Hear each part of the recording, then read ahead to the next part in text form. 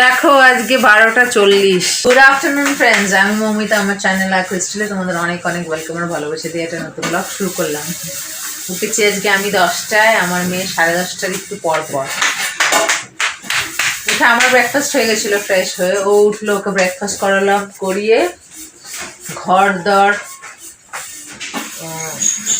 ও উঠলো কটা, ও উঠে যখন ব্রেকফাস্ট করতে বসলো তখন 11:05-10 হবে।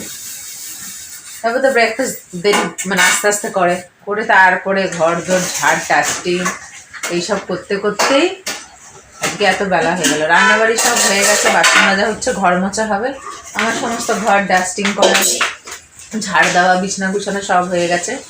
ও ঘরে গিয়ে কটা কাপড়ও রোদে দিয়ে এসেছি, এখন যাবো ওই ঘরে একটু বসবো যতক্ষণ ঘর ঝাড়বে। এসবের জন্য আজকে দেরি হয়ে গেল ব্লগ শুরু করতে। যাই হোক, ব্লগটা শুরু করলাম, সাথে থাকো আর দেখতে থাকো। দেখো 2:10 বাকি, দেরিতে হবে আজকে, আমরা সব দেরিতে উঠেছি, আমি আমার মেয়ে। আজকে হচ্ছে আমাদের ভাত, এতে মনে হয় কালকে সসেজ ভাজা অনেক আছে, আর এই যে বাঁধাকপি আলু ভেজেছে, আর এতে আছে ডাল, মেয়ের ডিম সেদ্ধও আছে। এই যে নেন্টুপুদু স্নান করে এলাম। রোদটা দিয়েছে কিন্তু এই রোদগুলো ঠিক গায়ে লাগছে না।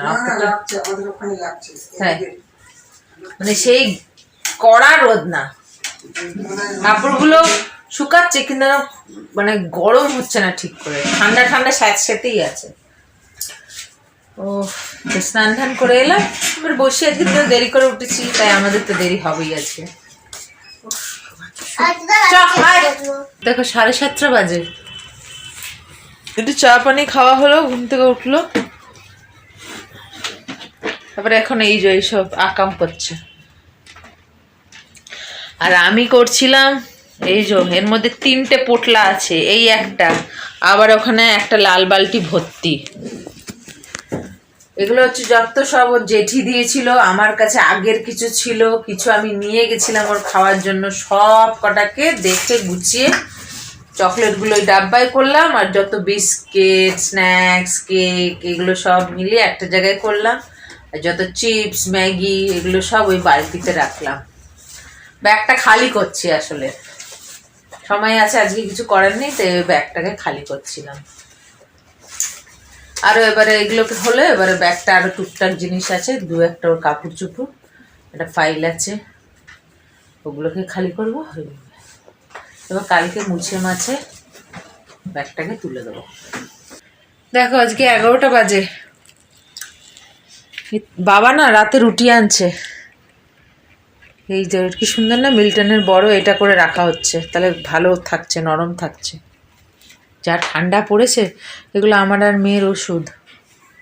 এই যে দুষ্টু খুলে দিল গায়ের জ্যাকেটটা।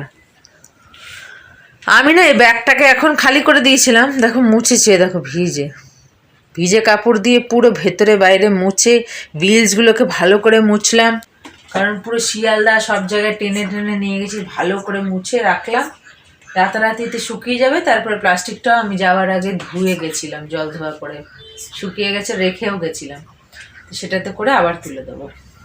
কালকে তুলবো, আজকে তুলবো না, শুকাক সারা রাতে।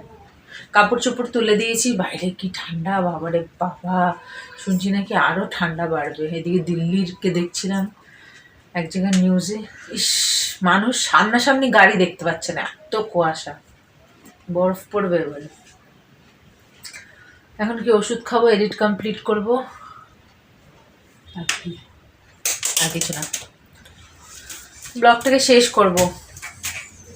নাচ করছে দেখছেন, ব্লগটাকে শেষ করে দিচ্ছি। আগামীকাল আসছি আবার একটা নতুন ব্লগ নিয়ে। তোমরা ভালো থেকো, সুস্থ থেকো, নিজেদের খেয়াল রেখো। Good night.